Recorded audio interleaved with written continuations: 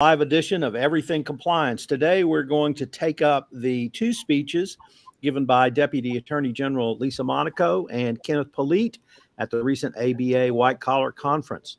Today, we have the quartet of Matt Kelly, Jonathan Marks, Scott Garland sitting in, and myself, Tom Fox. Matt, what about the speech caught your attention? Oh boy, probably just about every single word of those two speeches caught my eye. We had discussion about executive clawbacks. We had updated guidance on compliance programs from the Justice Department. We had talk about a new push into sanctions enforcement and national security issues that we still haven't even touched yet, and all sorts of other stuff, Tom. But I really wanted to zero in on what the department has unveiled for executive pay clawbacks and disciplinary actions that they would like to see companies embrace as part of your compliance programs now. So that was pushed into a new version of the evaluation guidelines, last updated in the summer of 2020. Now we have new ones, a new version where the old section called Incentives and Disciplinary Measures in the old version of the compliance guidance has now been rebranded as Compensation Structures and Consequence Management, which I think is a great term that I'm trying to use with my kids more often, consequence management. But really, the department is trying to cover two big bases here. They're trying to get more discussion around incentive-based pay and clawback capabilities that companies have for pay handed out to executives who are subsequently found to have engaged in misconduct. So they want to talk about clawbacks and executive pay. And then they also talk about disciplinary measures. I'll start with the clawbacks because that's the sexy stuff. That's the news that we've heard about a lot.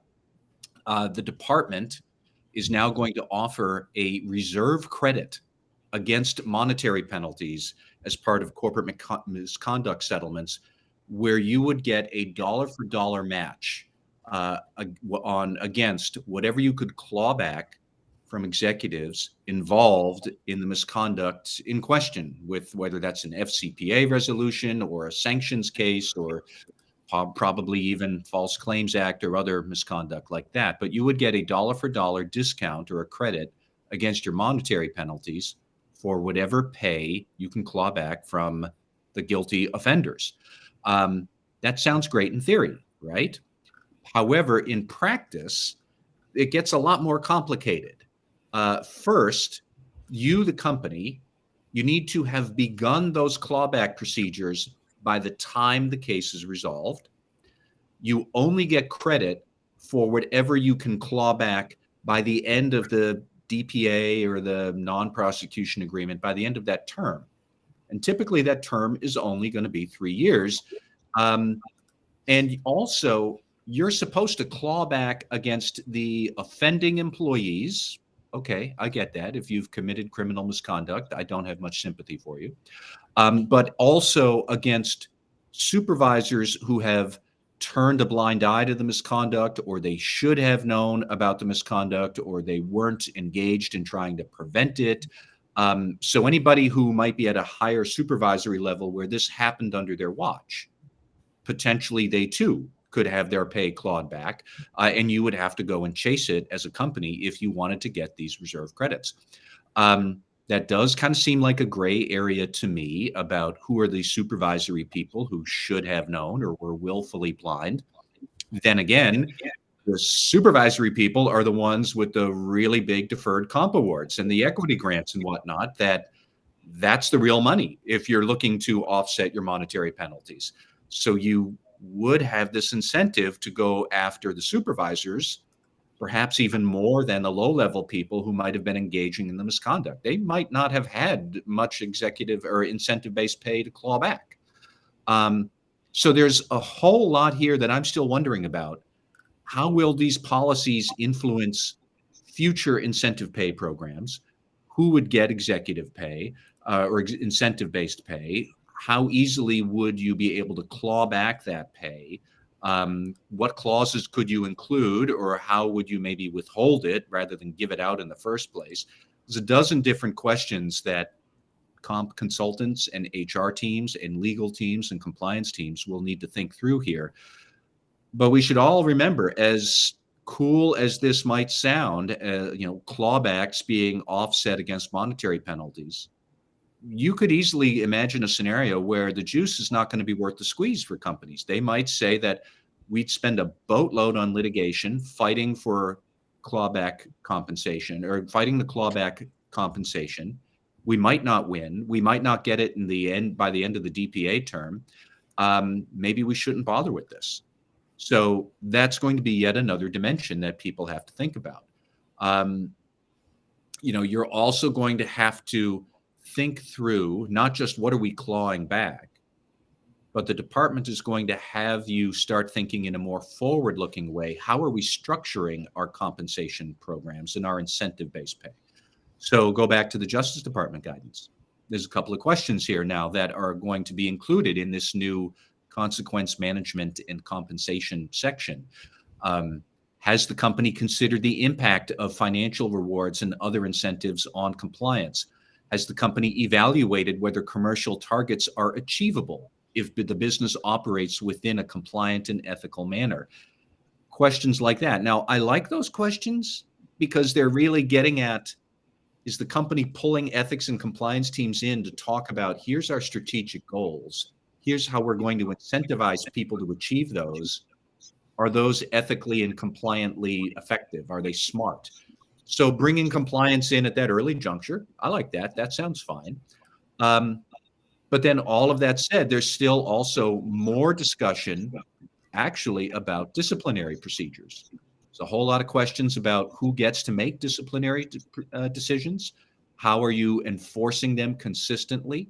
How are you assessing your program from time to time to be sure that disciplinary actions are being carried out in a consistent and uniform manner across the whole enterprise? Are you making sure that supervisory employees, when they commit misconduct, get sterner discipline than lower level employees because they're supervisors? They're supposed to know better. Are you disclosing as much as possible details of the disciplinary actions so other employees can see those and say, geez, there, but for the grace of God go I. I'm not going to do this anymore because they're nailing people for it. And I could see a lot of ambivalence about that because typically companies like to be rather hush-hush about who's getting disciplined and why is that executive leaving the company. And we're just going to say it's a no fault or, no at fault termination as opposed to a termination for cause. You leave that unspoken. Well, these new guidelines are more about, no, you really should be more forthcoming within reasonable privacy protections, within reasonable civil litigation risks. But, in any other circumstance, the tie should go to the runner and you should be giving a little more detail to other employees. So there's a big sea change here in how we're going to be thinking about disciplinary actions, how we're thinking about executive pay, how we're thinking about how do we handle executive pay when there is misconduct. I'll stop there because it's an awful lot, but going back to your original point there, Tom, there's just a lot of meat in both of those speeches and what's come out of them since.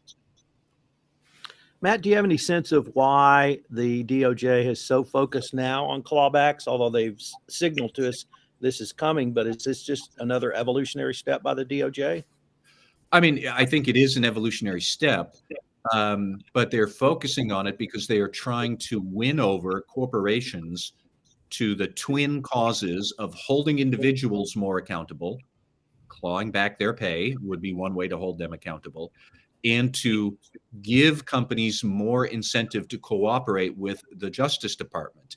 If you do try to hold individuals more accountable, company under investigation, we, the Justice Department, will be more favorable in our monetary penalties or in the maybe a declination to prosecute or anything like that. So it's a strategically smart policy shift, but it sounds a whole lot more common sense and in the abstract principle but there's still a lot of detailed questions about how companies are going to make this work at scale, and it's going to be harder than we think. Jonathan Marks, do you have a question or comment for Matt? Yeah, I also, Matt, and great analysis. I mean, I read your blog, and I think you did a great job in articulating and outlining, kind of what the key points are. I think the one key thing here is that the shareholders are tired of taking it in the shorts. I mean, I think if you go back and you look and see what's going on with regards to, some of these cases that have come to light, the shareholders have really, gotten hammered. And, these individuals walk away with millions upon millions upon millions of dollars. And I think, I think it's time for, that to shift. I mean, this started years ago, with regards to putting the focus on the bad actors and organizational justice and the like. But, I think it's just come to a boiling point now. I believe that things are done for a reason. I think that there's, wouldn't say I'm a conspiracy theorist, but when the Foreign Corrupt Practices Act was enacted in 1977, it had the internal control provision in there. I think people ignored that for a long time. Then Sarbanes-Oxley came along, which further developed on that, and then all of a sudden Dodd-Frank came along, and, all these other things have come along. I think if you follow the path of the Justice Department, I think they've given organizations enough time to get their acts together. I think it's time to put up or shut up. And it goes back to that whole thing, building a culture of compliance and who's responsible for that. And if it's not something that's going to be tied into, if it's something that's not going to be looked at, with a serious lens from an organizational perspective, and something bad happens, you're going to get punished, and you should get punished. Yeah. So the only questions I would have that flow from that are, under what circumstance would it still not make sense economically to do this? You might have a fairly low-level employee who's engaging in the misconduct directly, but he or she is looking mostly for like a cash bonus of maybe, I don't know, like a couple of $100,000, as opposed to a more senior executive who in theory should have known or was willfully blind, but they're getting an equity award worth millions. Who are you going to pursue if you're the company? And if it's $300,000 or $400,000 in clawback pay you're looking for, your legal fees, you could burn through that in about 2 weeks. And maybe it's not going to be worth it because that is shareholder money as well. And the Justice Department did touch on that in a speech given by Kenneth Polite. He did say that we're not looking for companies to waste money. Think through carefully what your economic incentives are to do this. My next question would be, if the company winds up clawing back money against a more senior executive who should have known but was willfully blind, well, we talked the other week, I think, about that Delaware Chancery Court decision on corporate officer liability. And one of the prongs of being able to get sued by shareholders would be that you consciously ignored a red flag. So if you're getting pursued by the company for a clawback, would that not mean that you consciously ignored a red flag? So could that executive also then find themselves being sued by shareholders? I don't know if that's bad, because it's a lot of pressure to make sure senior supervisory executives, that they are paying attention to their duties. But there's multiple forces out there that, taken all together, this could get to some really bizarre places about who's being sued or held accountable to what extent by whom, that a lot of executives might say, this is a mess. This is not worth it for me. Or I want D&O insurance when I've never had it before. We have many implications we have not yet gamed out. Yeah. And just one more. Go ahead. I'm sorry. Okay, go ahead.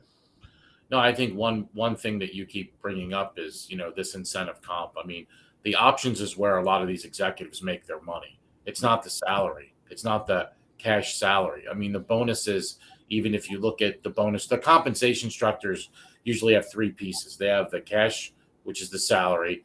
They have the bonus plan, and then they have the incentive comp plan. And the incentive comp plan with options as a mechanism there, that's where all these executives make their money. So once, when an executive says, well, I've given up my salary for the first 6 months of the year, they're talking about their cash compensation. They're not talking about they haven't given up the $39 million in options that are waiting for them at the end of the rainbow.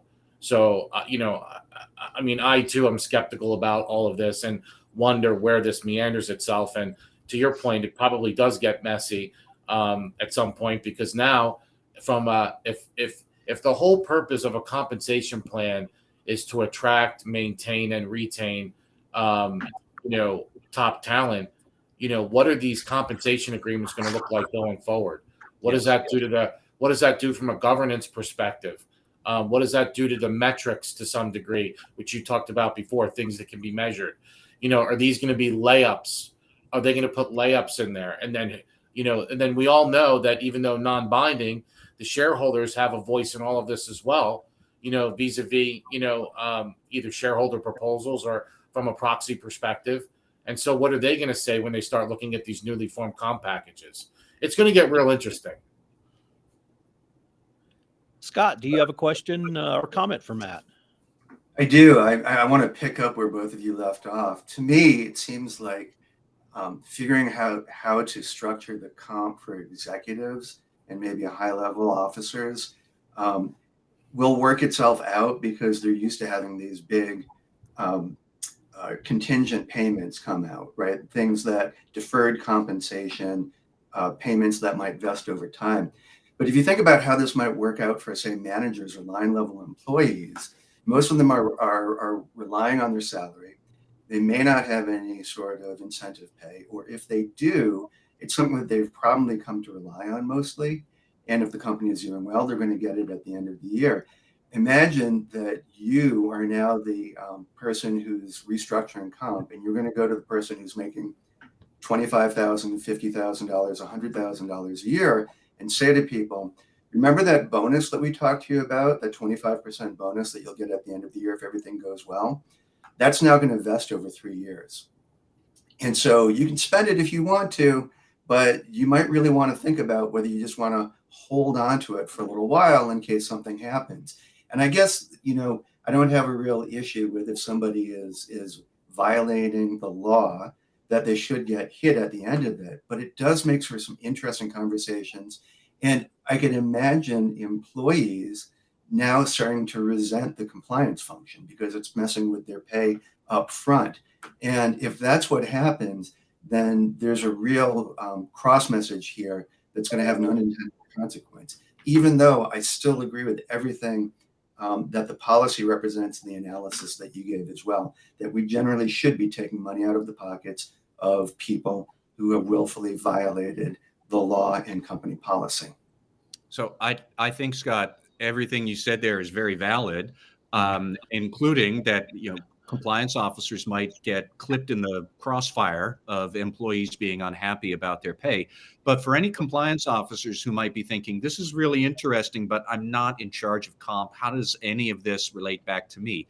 Let's also remember, we're doing all of this to avoid corporate misconduct. So I could see a lot of supervisors saying, I just have to make sure I'm avoiding corporate misconduct. So I'm going to have all of my employees certify everything that, to the best of their knowledge, all the ethics and compliance controls have been met. They're going to say, I'm going to sub-certify for all of my team.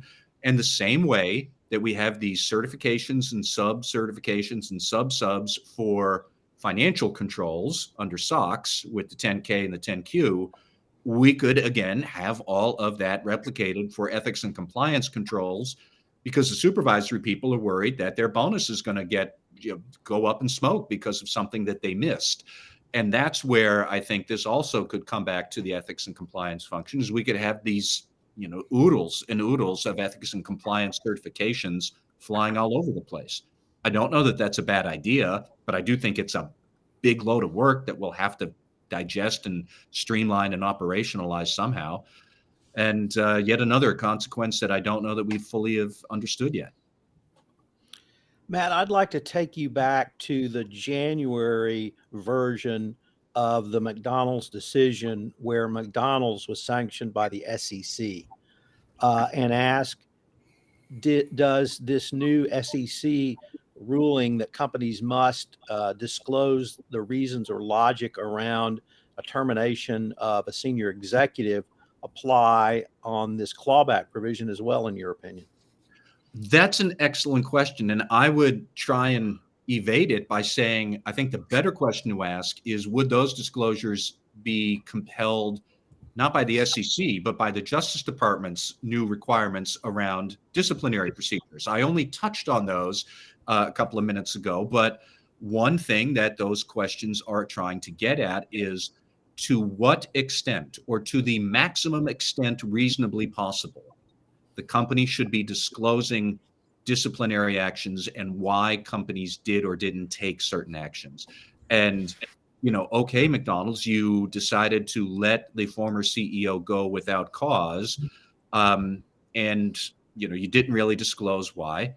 I don't get that, because come on, everybody at the company knew why. It was an open secret what was going on at McDonald's in the late 2010s with sexual harassment. But now the Justice Department is going to be there drumming its fingers saying, why didn't you disclose your rationale for all of that? And I could see new pressures coming to bear that way. And I could also see a lot of labor lawyers, breathing into a paper bag at the potential for more disclosure here that they would just as soon not have. But yet again, tons and tons of potential implications depending on the fact patterns, and there's a lot of fact patterns that could come out of this. All right, Jonathan Marks, what about these speeches drew your attention? Well, I think we've talked a lot about this already, but I think if you kind of pull it all together, I do think there's a confluence of things that are starting to happen now.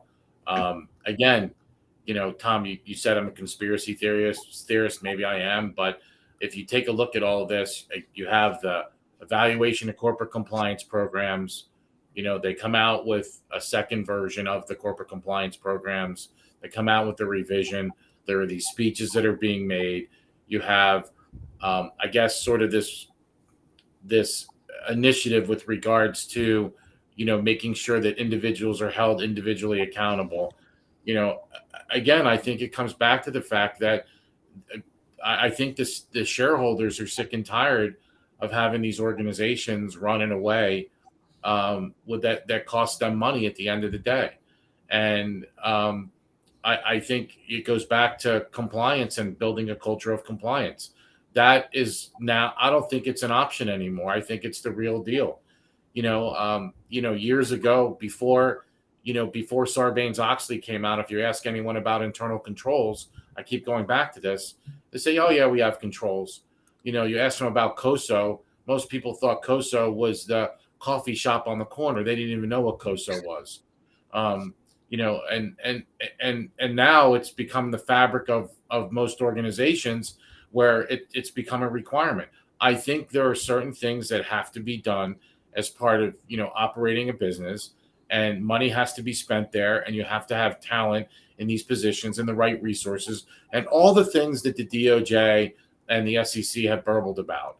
I think the next shoe to drop here, though, is corporate governance, because it becomes befuddling to me that we talk about all these things, and then if you look on the other side of all of this, like we talked about comp, there's compensation committees now. There's certain things that are done at the governance level related to all that. How does this all play out? How does this all change? Going back to good governance and going back to transparency and going back to, again, retaining top talent and making sure that people are motivated to stay, and what the organizations are spending their money. I just think we're at the boiling point now. And I think people are sick and tired of reading in the newspaper that so-and-so quietly walked away from something and, took $65 million with them into the wind. I think those days are coming to an end. And, Scott, you made some really, really great points. Matt, obviously I told you I read your blog. I think there's some really interesting things in there that you pointed out. If people really sit down and read this and take this seriously, I think it changes the game from internal audit. I think it changes the game from a compliance perspective. I think it changes the game from an overall legal perspective. I think if you're not looking more towards building a risk-resilient enterprise and that risk-resilient ecosystem, which includes those three components along with management, senior leadership, and the board, I think that I think at some point the hammer's going to come down hard. Not that it hasn't already on certain companies, but I think their level of tolerance, while it may have been here at one point, has certainly come down a great deal. That bar's been lowered significantly, and I think those speeches, the revised guidance, and everything else related to this is just an indication of all that. And if it falls on deaf ears, it falls on deaf ears. But it's not like they hadn't warned you. Jonathan, I'd like to pick up on your overall theme of good corporate governance and ask, does the board need to create a new committee, or are the existing committees, in your opinion, sufficient if they engage in some of the ways that you have outlined, or how would you help a board sort of think through its obligations on this around oversight? I think we need to revisit the overall structure. At the organizational level, at the competitive level, and at the institutional level, from an overall governance perspective. I think it needs to start there. I think, I think there's a lot of misunderstanding as to what good governance is. I think if you read some of the stuff that's in the Delaware Chancellery Court writings, it kind of burbles on that. We've talked about this before, but good governance is not making sure that we have 4 or 5 meetings a year. It's not making sure that we're taking minutes. I mean, there's a lot of elements with regards to the governance process, and I've said this before. I mean, governance is the process in which it sits on top of that foundation, which is the culture of the organization, that corporate culture. So, but if you don't have governance right, everything else is going to be wrong. You're not going to have good risk management. You're certainly not going to have compliance, because it is a waterfall concept. Good governance leads to good risk management. Good risk management should drive and, lead to good compliance. There's no other formula there. It doesn't work any other way. And so, if I'm a board member today and I'm advising a board member, I think we have to go back and take a look at the structure, take a look and see, do we have the right skill sets on our board to deal with all of these issues? Maybe it's not creating another committee, Tom. Maybe it's making sure that the people that have been on the board for a while that don't have an oar in the water should serve and depart. Maybe they should be replaced with people that truly understand corporate governance. And that they may be really tough decisions to make, but I think we're at that point right now, and I wouldn't be surprised at some point if the shareholders, not that they haven't raised their hands already related to this, but if there's just a louder voice at some point. But I'm a firm believer going back to the blocking and tackling and making sure that fundamentally we have good footwork. And I think that all starts with understanding how that nesting of the compliance structure comes into place, at the organizational level, at the competitive level, and at the institutional level, and what those particular risks are, and then how we're dealing with those risks on an ongoing basis. Another big thing is, if you take a look at the Caremark cases, a lot of this relates to oversight, right? Is there proper oversight? What's going on there too? I mean, there are elements of this that are all over the place. I think everybody as a professional, even the lawyers and everyone who deals with this on a regular and ongoing basis, and even us, I think we need to take a step back, go up to 40,000 feet, and look at all the things that are going on underneath us and kind of pull it all together. Because I think if you pull it all together, fundamentally, what they're driving at is building this risk-resilient ecosystem, which includes all these things, which includes proper compensation and clawback structures, which includes, organizational justice, if that's a part of it, which includes, building a culture of compliance, and not a set it and forget it culture and compliance where everybody goes to training and all of a sudden everyone's an expert in ethics. It's an ongoing process. Scott Garland. Scott is sitting in with us. Scott's a managing director at Affiliated Monitors, and there was a part of the Polite speech and a release of documentation from the DOJ regarding monitors. Scott, what did you see in Kenneth Polite's remarks and this new document that caught your eye? Yeah, thanks. I focused a lot on the guidance that the Department of Justice gave to U.S. attorneys So what's important to know is that Kenneth Polite announced his speech and he issued a memo to the criminal division. The criminal division is not the U.S. attorney community, but they often work together closely.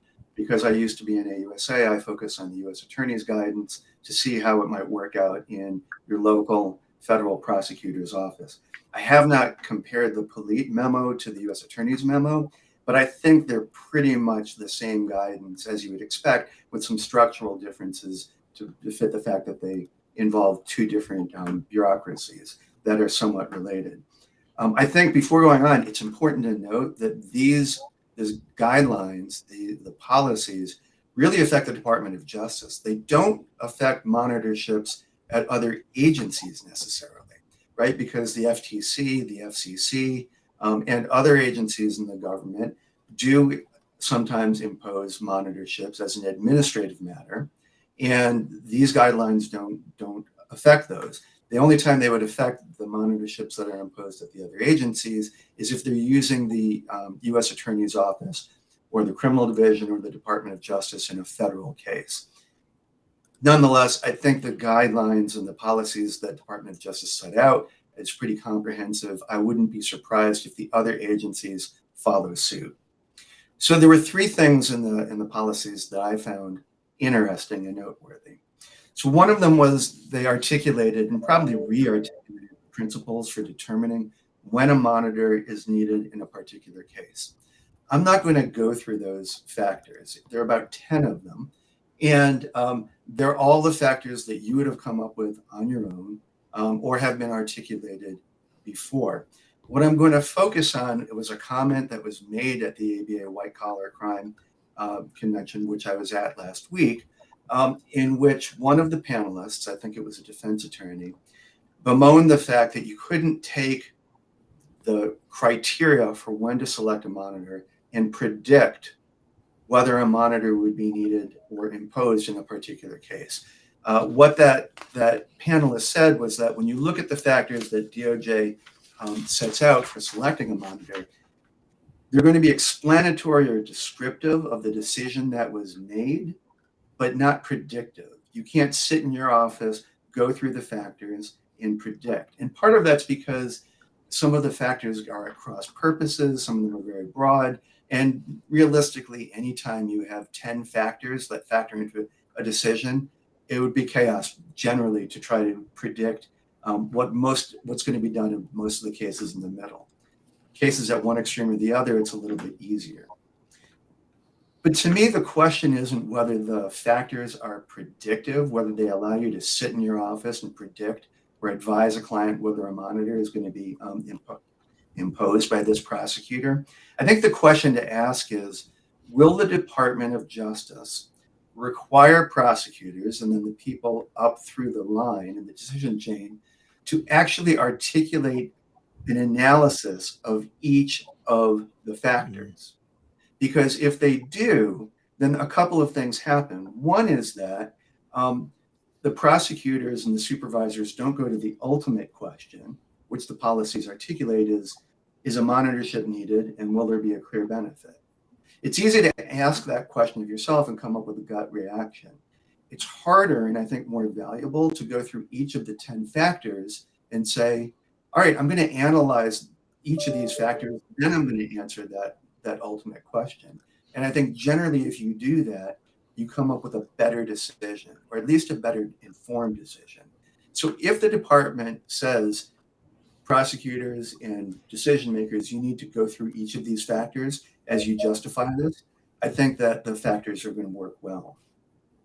I think the second question is, will defense counsel then be able to look at those factors and have a meaningful conversation with prosecutors about those specific factors and engage in that discussion and possibly sway some minds in that process? And then the third question is, can the defense counsel or corporate counsel use those factors to meaningfully advise their clients about corporate compliance as they're in the phase of not necessarily dealing with an emergency, but how should we move forward? What should we do with our compliance culture, our compliance operations to so that when these questions are asked of us about these factors, we have the right answers.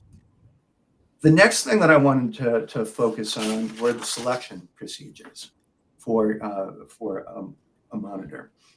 That is, at this point, the prosecutors and the necessary people have said, yes, there should be a monitor in this case. What are the procedures for selecting that monitor? And again, I think the procedures are very well thought out. They're the ones that you would come up with as well. The monitor should be free of conflicts. The monitor should remain free of conflicts. The monitor should be qualified to do the tasks that are necessary.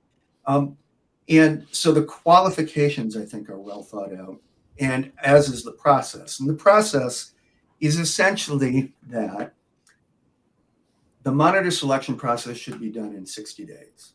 Now, that is a very, very laudable goal. Having been involved with this process a little bit, both as a part of a monitoring team and people putting together monitoring proposals, but also on the inside of the Department of Justice, 60 days, even if it's 60 business days, is a very aggressive timeline. And then when you look at the selection process, you see how aggressive that process is. Because what happens is that once you sign that agreement that opposes the monitor, the company within 20 business days, that is basically a month, has to propose 3 candidates. The U.S. Attorney's Office then tries to determine whether those candidates are qualified. And then if not, if some of them are not, they go back to the company and say, you know what, A and C candidates were good, but B not so much. We'd like you to suggest another one for B.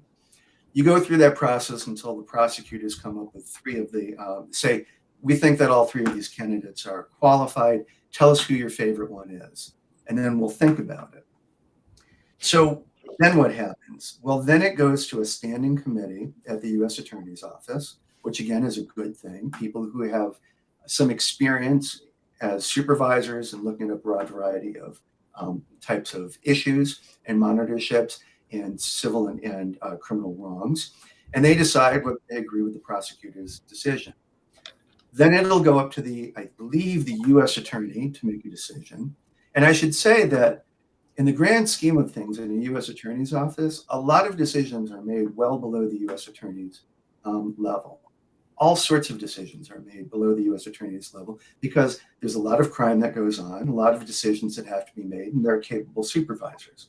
So the fact that there needs to be approval of the monitor selection by the U.S. Attorney is significant. But then here's the kicker.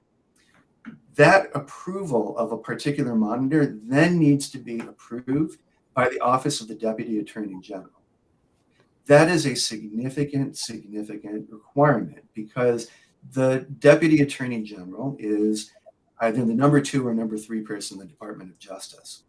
In the 20 years that I was at the Department of Justice, I would say only a couple of things that I ever was involved with ever went that high.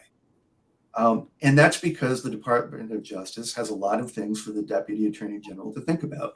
Big policy issues, emergent threats, all sorts of different things. But now the Deputy Attorney General's office will get involved with the selection of particular monitors in particular cases. And so the question I have is, will they be able to process that in real time and have meaningful oversight?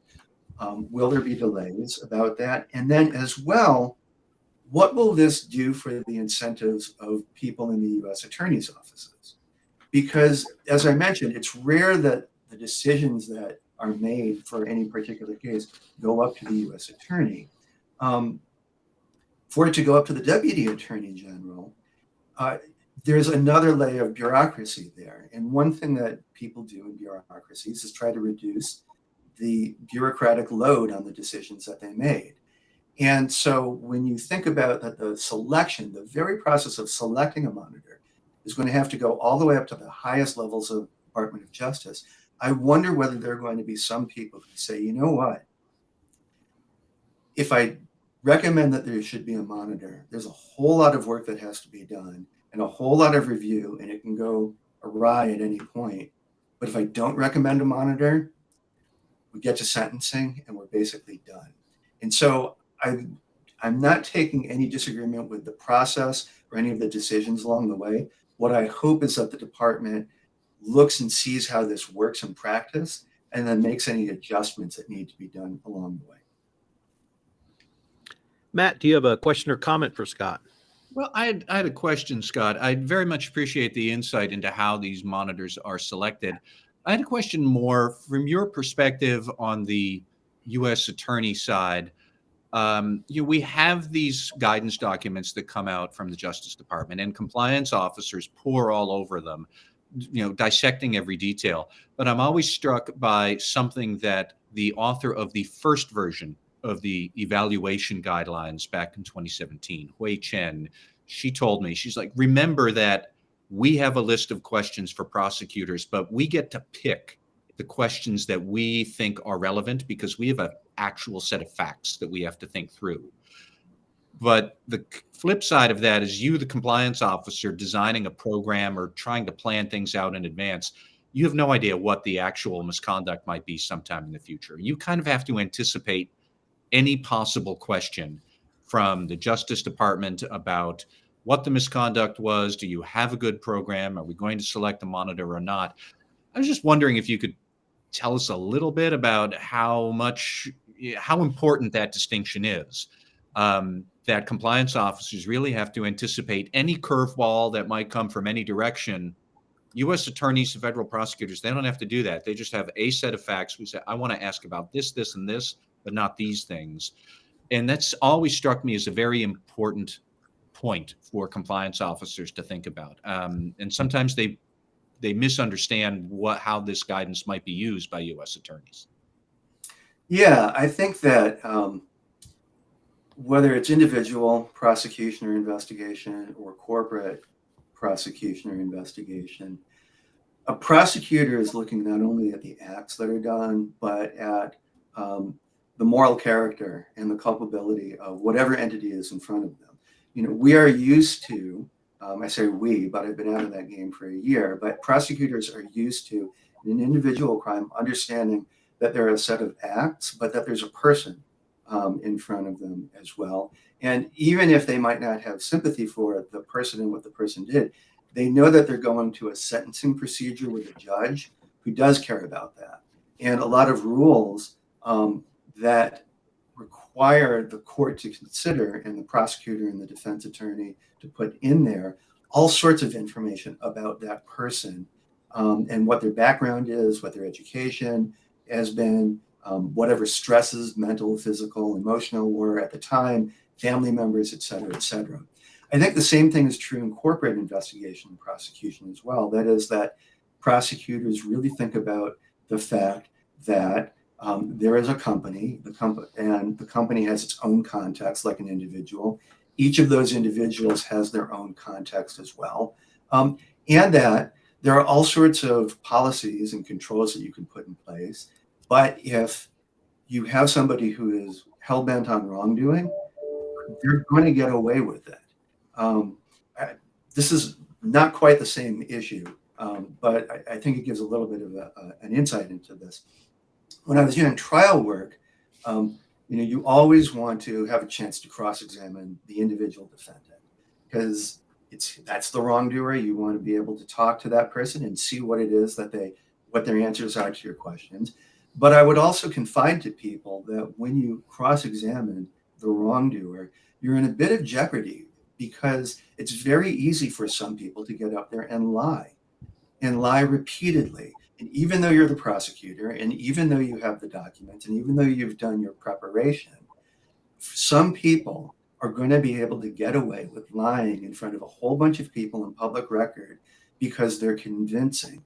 And I think that sensitizes you to the fact that when a company is trying to do everything that it can to basically cover all the bases, still some people can figure out ways to exploit what's there or to ignore it and hide what's going on. And I think prosecutors do have that sort of sensitivity. I hope that answers what you were getting at, but if not, I'd love to follow up. No, I just think that while we all pour over this guidance, which we should, And there's so much of it to go through. Like, for example, I can remember we all, in the first version of the guidance, we had this spasm of attention that there were 20 questions about third-party oversight and 4 questions about incentive pay. So therefore, you should pay much more attention to third-party issues. And finally, Hui Chen stopped me. She's like, that is not at all what we meant. We never thought about it that way. We just know that there are many more ways third-party risk can trip you up. So we're cognizant of the sort of questions we should ask, but we might ask you one question about third-party risk, depending on the facts. And, we always need to think through from the compliance officer perspective, how do we put this guidance to use? You have to think through, I need to be able to anticipate any possible type of misconduct and any configuration of these questions that might come along. I don't get to know what the misconduct might be. The prosecutors will always know exactly what the misconduct was. That's the thing that brings them into the room, and they look at it from a very different perspective. So that was just a curiosity I had about how prosecutors do look at these issues and the tools that they're using, like guidance, to try and get at what they want to find out. Scott, we've had a question come in from our live audience, and it's the following. How will AI affect monitorships going forward? Is that something you've thought about? If it's not something we've thought about, it's something we're going to have to think about.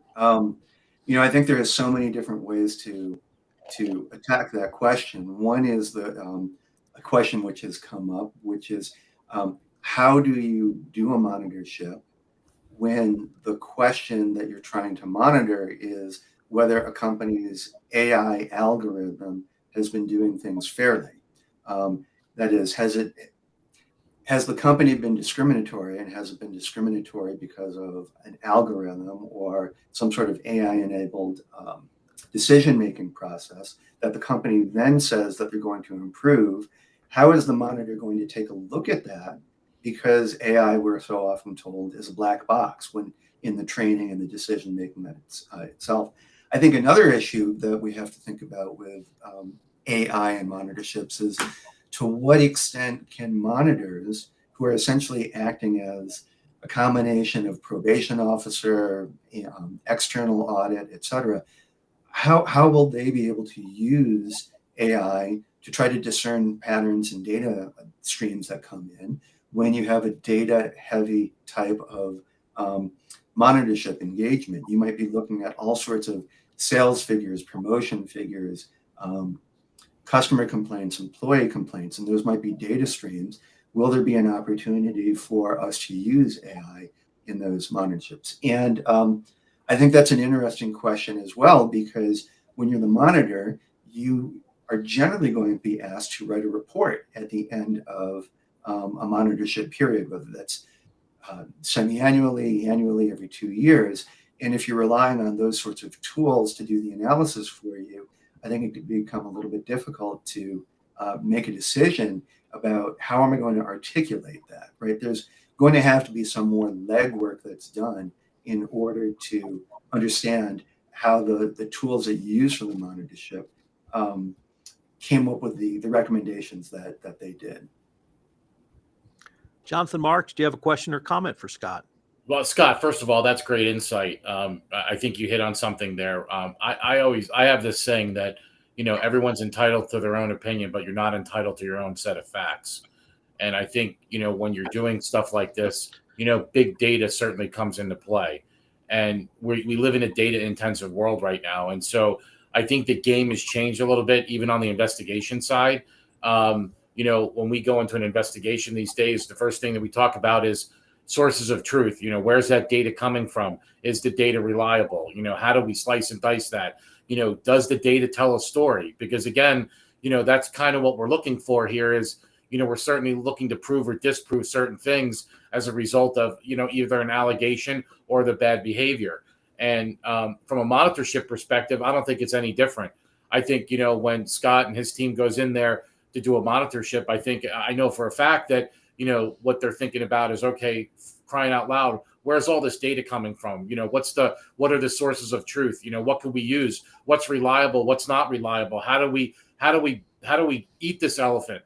and it's not easy. And the only way AI works is if it learns from humans. So there's this pattern that has to develop. And so, artificial intelligence is wonderful, but it has to learn. And the only way it learns is from smart people looking at this stuff and going through the entire process. So, while people say, well, is AI going to change the way that monitorships, are looked at? The answer to that is probably yes. But I think there's a whole host of things that we need to talk about before we even get to AI. And that is, the data, where's it coming from? Is it reliable? And if it's not, then artificial intelligence might go out the window, and you might go back to the old fashioned way of kind of looking at files and documents, by hand. And unfortunately, that happens these days. Matt, do you have a comment or question for Scott? Just a comment about AI, a precursor of the headaches to come for, I think, a lot of individuals and companies.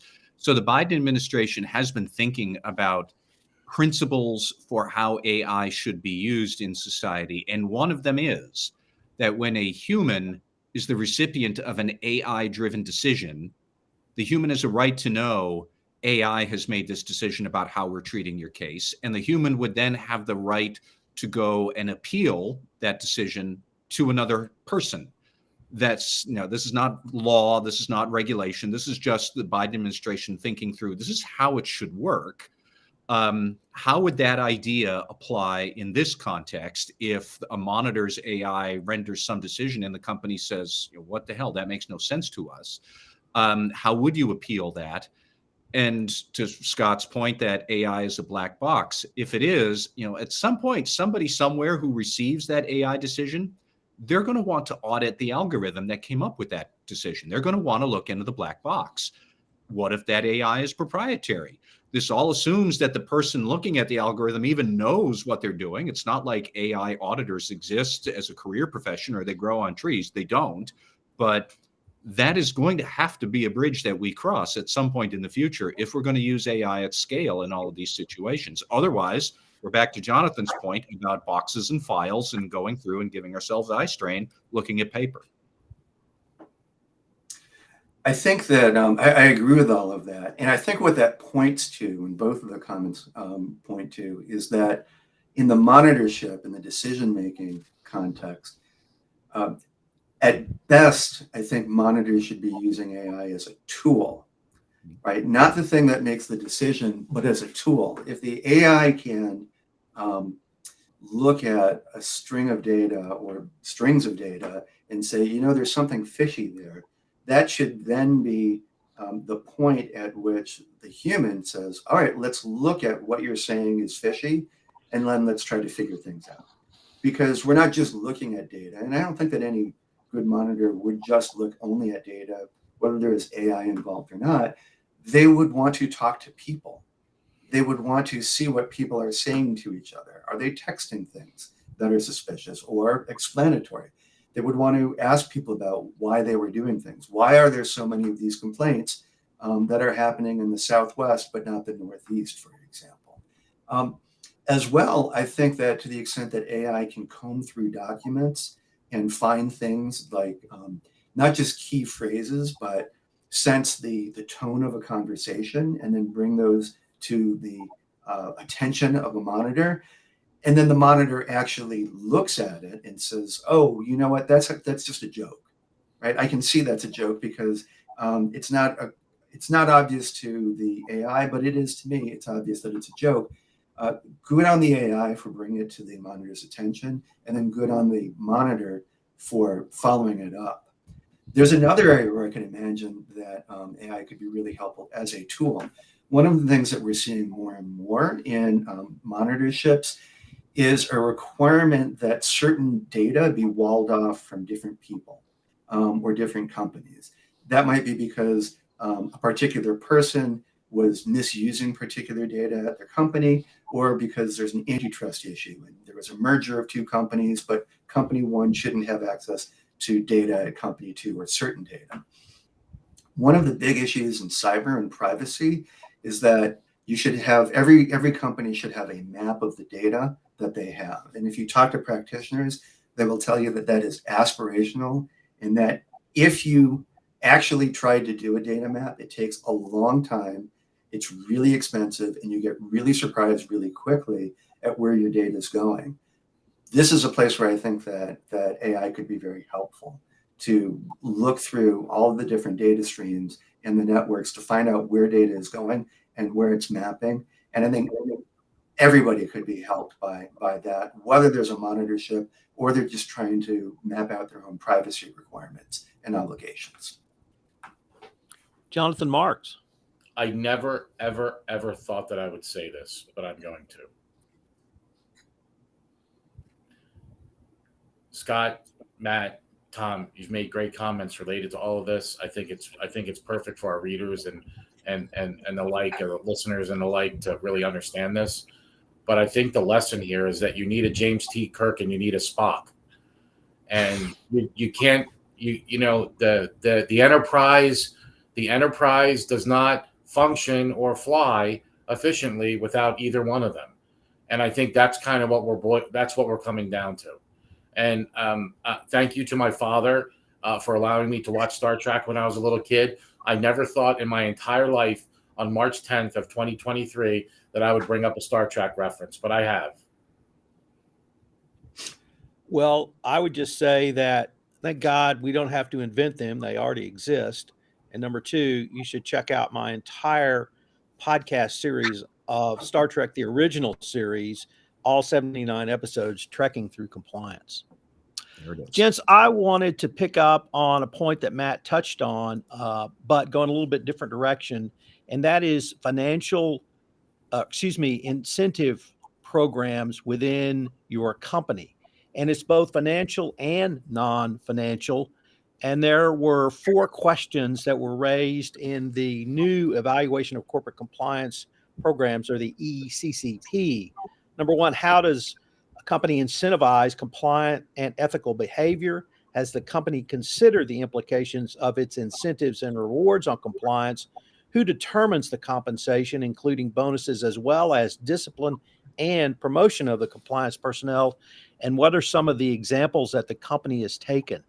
From this, I see 4 different steps. Assessment, number 1, assessment, number 2, analysis, number 3, implementation, and number 4, monitoring. On number 1, assessment, the ECCP suggests the following questions. What role does a compliance function have in designing and awarding financial incentives at senior management levels? And has the company evaluated whether commercial targets are achievable if the company operates within a compliant and ethical business framework? Under analysis, the question posed, or questions are, how does the company incentivize compliance and ethical behavior? And what percentage of executive comp is structured to encourage enduring ethical business objectives?